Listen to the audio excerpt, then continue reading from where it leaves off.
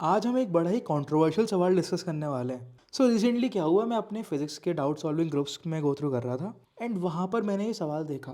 लगभग रात के 12:30 बज रहे थे और मुझे लगा एक बच्चे ने पूछा है तो मैं चलो सवाल को देखता हूँ और उसको आंसर देता हूँ। बट जैसे ही मैं सवाल करने बैठा भाई मेरा दिमाग ही घूमना शुरू हो गया। Because under the physics conditions and under the physics laws इस सवाल का कोई सेंस बन ही नहीं रहा था। तो लगभग 30 मिनट देने के बाद मैंने उस बच्चे से बोला कि यार ये सवाल आई गेस रॉन्ग है, ऑल दो अगर तुम्हारे एग्जाम में आ जाए तो ये आंसर मार्क कर देना। This is the problem. जो इसमें कॉन्सेप्ट लग रहे हैं वो बड़े ही सिंपल हैं।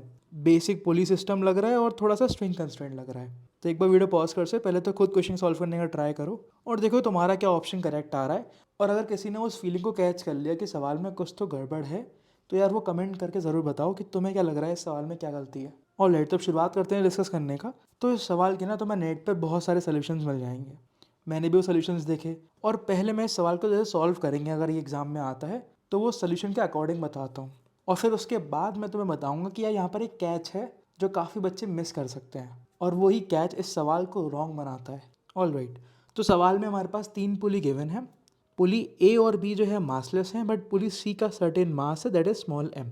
All right. अब अगर तुम इमेज को ढंग से देखते हो तो तुम्हें समझ में आएगा कि इस पुली के अंदर या फिर तीनों पुली सिस्टम के अंदर एक ही स्ट्रिंग है। राइट।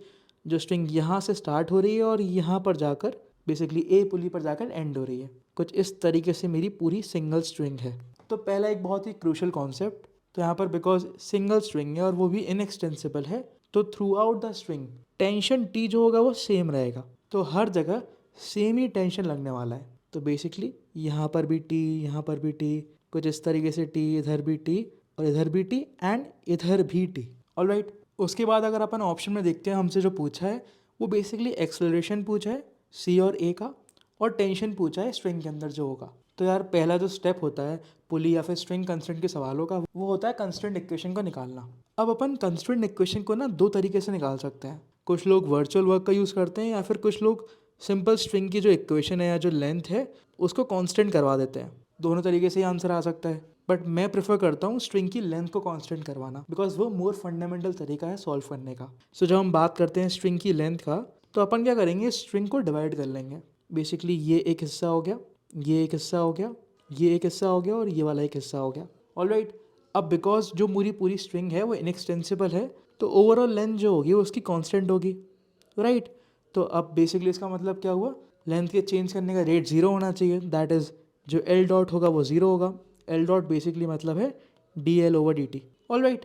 तो अब मैं क्या करूँगा जो उसके सब पार्ट्स हैं उनको एनालाइज करूँगा कि वो किस तरीके से इंक्रीज़ हो रहे हैं या डिक्रीज़ हो रहे हैं। तो उसके लिए मैंने पहले अज्यूम किया कि सपोज़ जो मेरी पुली सी है बिकॉज उसमें कुछ वेट है वो डाउनवर्ड्स जा रही है ए नॉट एक्सेलरेशन से। और मैंने एक और चीज़ अज्यूम करी जो मेरी पुली ए है वो भी डाउनवर्ड्स जा रही है बट ए डैश एक्सेलरेशन से। All right. तो सबसे पहले ये वाली लेंथ को देखते हैं जो बी और सी वाली लेंथ है। बिकॉज बी हमारी फिक्स्ड पुली है और सी जो पॉइंट है या ये जो पॉइंट है एक्चुअली ये डाउनवर्ड्स जा रहा है ए नॉट से। तो ये लेंथ इंक्रीज हो रही होगी राइट। कितने रेट से, बेसिकली ए नॉट से। All right. उसके बाद अपन ये वाले डिस्टेंस को देखते हैं। सेम फिलॉसफी लगानी है। दिस एंड इज फिक्स्ड और ये एंड नीचे जा रहा है ए डैश से। तो बेसिकली क्या हुआ, ये भी डिस्टेंस इंक्रीज हो रहा है ए डैश एक्सलेशन से। सेम चीज़ अपन यहाँ भी लगा सकते हैं। दिस डिस्टेंस, ये रूफ पर फिक्स्ड है, ये वाला एंड नीचे जा रहा है ए डैश से तो एक और लेंथ इंक्रीज हो रही है ए डैश से। All right. अब हमारी रह गई लास्ट वाली length basically this and and this and के बीच में। तो यार ये वाला एंड जा रहा है नीचे ए नॉट से and this and is going downwards A dash से। तो अपन अगर अज्यूम करते हैं कि ए नॉट ज़्यादा है ए डैश से दैट मीन्स ये डिस्टेंस भी इंक्रीज हो रहा होगा। दैट इज़ कितना रेट हो जाएगा उसका, ए नॉट माइनस ए डैश। अगर किसी को समझ में नहीं आया तो ऐसे समझ सकता है कि सपोज़ ये कोई लाइन है, ये इसका पॉइंट जा रहा है कुछ इस तरीके से ए नॉट और ये पॉइंट जा रहा है ए डैश। तो ये लेंथ कितने रेट से इंक्रीज हो रही होगी, that is the relative acceleration difference या फिर relative rate difference. All right. तो this is the equation and this is equal to my D L over D T या फिर लेंथ का जो रेट है, डबल डिफरेंशिएशन एक्चुअली बिकॉज हम एक्सलेशंस की बात कर रहे हैं तो फिर इस तरीके से and that should be equal to zero. This is my string consider equation. तो यहाँ से हमारे पास एक बहुत ही प्यारा रिलेशन आता है that is A dash is equals to minus of two A not. All right. That means कि अगर ए नॉट या फिर मेरी जो पुली सी है वो नीचे जा रही है राइट बिकॉज हमने ए नॉट नीचे कंसिडर किया था तो मेरी जो पुली ए होगी वो अपवर्ड्स एक्सलेशन से जाएगी that is twice of A not. तो यहाँ से हमारे पास स्ट्रिंग कंस्ट्रेंट से इक्वेशन आ गई है। अब अपन फोर्स निकाल लेते हैं। तो अगर आप पुली सी को एनालाइज करते हैं तो उस पर टेंशन लग रहा होगा, राइट, कुछ इस तरीके से टी, कुछ इस तरीके से टी, और डाउनवर्ड्स लग रहा होगा हमारा एम जी। तो पहली इक्वेशन क्या आ जाएगी, दिस इक्वेशन। उसके बाद जो सारा खेल है कन्फ्यूजन का, दैट कम्स फ्रॉम पुली ए। ऊपर लग रहा है टी, इधर भी लग रहा है टी, और डाउनवर्ड्स भी लग रहा है टी।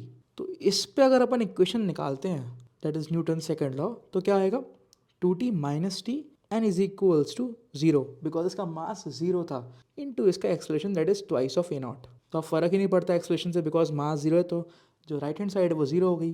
तो यहाँ से एक बहुत ही इंपॉर्टेंट इक्वेशन निकल कर आती है, दैट इज हमारा जो टेंशन हो गया स्ट्रिंग के अंदर, that is equal to zero. Alright, तो जैसे हम स्ट्रिंग की टेंशन को जीरो कर देंगे, एक अपन ने मिस्टेक कर दी यहाँ पर, जब पुली सी के लिए इक्वेशन लिखेंगे तो वो M G minus two T into M into A not हो जाएगी, बिकॉज उसका एक्सप्रेशन डाउनवर्ड्स है। ऑलराइट, तो अगर टेंशन हमारी जीरो हो गया तो क्या निकल कर आता है कि यार a naught is equals to simple g, that is जो पुली सी है वो फ्री फॉल कर रही है नीचे की तरफ, और स्ट्रिंग कंस्ट्रेंट से हमारे पास ए डैश क्या आएगा, twice minus twice of A not, that is 2g in direction upwards. तो अगर अपन ऑप्शंस की तरफ देखते हैं तो D option will be correct. Alright, सबको समझ में आ गया, बहुत ही सिंपल क्वेश्चन लग रहा होगा।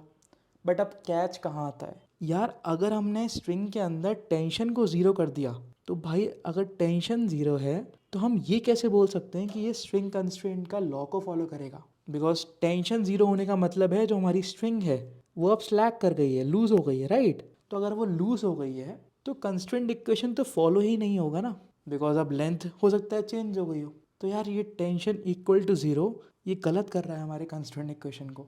That means a dash into g आएगा ही नहीं, भले ही ए नॉट हमारा जी से डाउनवर्ड्स फॉल कर रहा हो, राइट। एक और खतरनाक चीज़ देखो, अगर तुम ये क्लेम कर रहे हो कि टेंशन ज़ीरो है, तो भाई कौन सा ऐसा फोर्स होगा जो ए को एक्चुअली ऊपर की तरफ ले जाने वाला है, राइट। अगर टेंशन ही ज़ीरो है तो कोई फोर्स है ही नहीं ऊपर की तरफ ले जाने वाला, तो ए कभी ऊपर जा ही नहीं सकता। तो अब क्या है, ये क्या बड़ा कैच है भाई। तो सी भले ही डाउनवर्ड्स फॉलो कर रहे, जी से फॉल करता रहे, ए भाई ऊपर जा ही नहीं सकते, एक्चुअली ए कहीं नहीं आ सकते। तो यहाँ पर थोड़ी सी जो लैंग्वेज है ना क्वेश्चन की, थोड़ी सी कंफ्यूजिंग है। और ये जो टी इक्वल टू ज़ीरो है ये बच्चों को बहुत कंफ्यूज करता है, बिकॉज जिस बच्चे ने मेरे से क्वेश्चन पूछा था वो भी इसी पॉइंट के अराउंड कंफ्यूज था। वो बिलीव ही नहीं कर रहा था कि टेंशन जीरो हो सकती है, और बिकॉज उसकी टेंशन जीरो आ रही थी तो वो सोच रहा था कुछ और कॉन्सेप्ट लग रहा है, तो वो समझ ही नहीं पा रहा था कि सॉल्व कैसे करूँ। सो एक्चुअल फिजिक्स के अकॉर्डिंग होगा क्या, जो पुली ए है ना यार, उसका सर्टेन कुछ ना कुछ मास होगा ही होगा, राइट।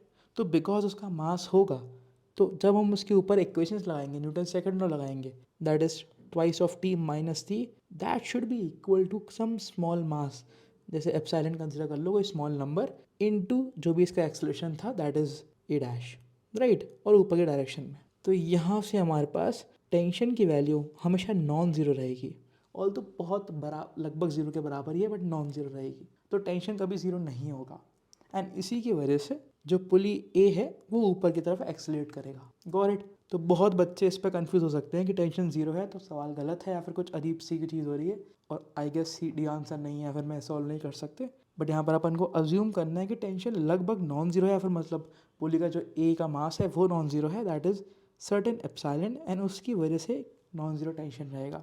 और टेंशन होना भी चाहिए, बिकॉज टेंशन अगर नहीं हुआ तो ए कभी ऊपर जा ही नहीं सकता। ऑलराइट, सो आई गेस तुम्हें मज़ा आया होगा। सवाल के अंदर काफ़ी इंटरेस्टिंग था, थोड़ा सा यूनिक लग रहा था, इसलिए मैंने इसको टेक ओवर किया है, और बहुत बच्चे इस पर कहाँ कंफ्यूज हो सकते हैं। ऑलराइट, अब अगर तुम ऐसे प्रॉब्लम्स को सीखना चाहते हो और ऐसे क्रूशल कॉन्सेप्ट को समझना चाहते हो फ्रॉम फंडामेंटल या फिर फर्स्ट प्रिंसिपल व्यू से क्वेश्चन को सॉल्व करना चाहते हो, then check out our course SO60, जिसमें हम इन्हीं ऐसी क्रूशल और इम्पॉर्टेंट प्रॉब्लम्स के थ्रू बच्चों की जो ट्रेडिशनल प्रॉब्लम सॉल्विंग होती है उसको बेटर करते हैं। आई गेस बहुत लोग इस चीज़ से फेमिलियर होंगे कि कितनी भी थ्योरी पढ़ लो फिर भी हम प्रॉब्लम नहीं कर पाते अच्छे वाले, राइट। उस मेजर इशू को हम SO60 के अंदर सॉल्व करते हैं। और अब यार लोगों का बहुत बड़ा डाउट रहता है कि यार सिर्फ कोर्स ही है क्या, तो कोर्स देके मैं कैसे सीखूंगा, मैं डिस्कस कैसे करूँगा। तो उसके साथ साथ SO60 की एक क्लोज कम्युनिटी भी होती है जहाँ पर बहुत सारे मेंटर्स होते हैं और बहुत अच्छे बच्चे होते हैं जो तुम्हारे संग डिस्कस कर रहे होते हैं, तुम्हारे डाउट्स को सॉल्व कर रहे होते हैं, सो दैट कोलैबोरेटिव मैनर में तुम काफ़ी कुछ सीख पाओ। ऑलराइट, कोर्स को तुम चेकआउट कर सकते हो from the link in the description. और उसके साथ साथ अगर तुम्हारे पास कोई ऐसा प्रॉब्लम आता है जो तुम्हें बहुत दिनों से परेशान कर रहा है और उसके ऊपर अपन एक ऐसे ही डिटेल प्रॉब्लम सॉल्विंग वीडियोस बनाए, तो जेई सिंप्लीफाइड का एक क्रिएटर्स पेज है जहाँ पर जाके तुम उस प्रॉब्लम को अपलोड कर सकते हो and with in few days हम उस प्रॉब्लम का सोल्यूशन यहाँ पर पब्लिश कर देंगे। उसका लिंक भी मैंने डिस्क्रिप्शन में मेंशन कर दिया है। पेज का नाम क्रिएटर्स हब है, जहाँ से जाके तुम चेकआउट कर सकते हो। ऑलराइट, इसी के साथ वीडियो को एंड करते हो, मिलते हैं फिर नेक्स्ट वीडियो में।